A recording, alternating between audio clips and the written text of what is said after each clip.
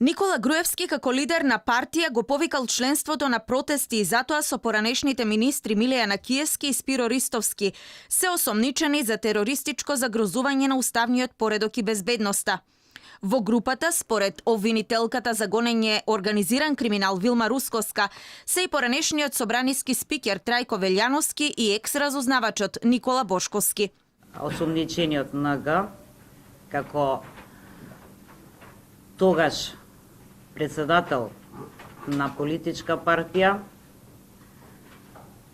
ги повикал преку медиум граѓаните на протести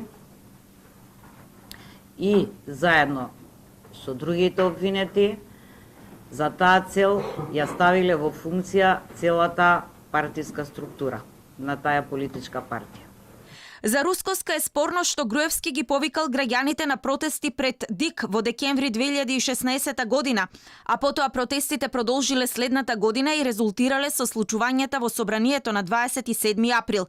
Но рече дека не било потребно во изминативе години да го повика на распит или да даде исказ ако постоеле сомнежи дека тој сторил толку тешко кривично дело. На распит во предистрагата во тој за првиот предмет, кажувам, беа повикани и двајца од сега осомничените.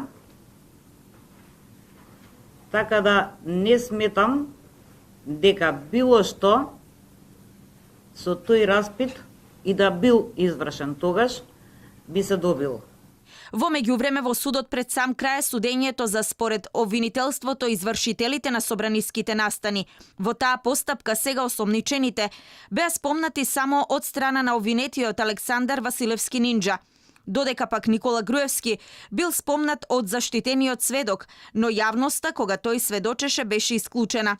Сега тврдењата на обвинителството за гонење организиран криминал се поклопуваат со тоа што го посочи Нинџа за наводните организатори на собраниските настани, а крвавиот четврток според Рускоска немало да се случи доколку пратениците Крсто Муковски и Сашо Василевски не ги отвориле вратите на собранието.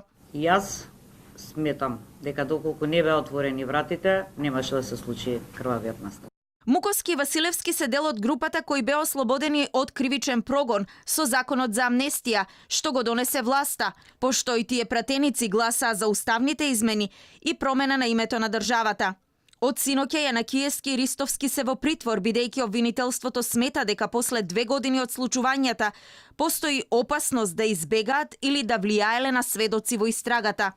Рускоска ќе бара екстрадиција за Бошковски и Груевски. За Велјановски пак, од пратеничкиот имунитет зависи дали ќе биде повторно уапсен и однесен на распит во судот.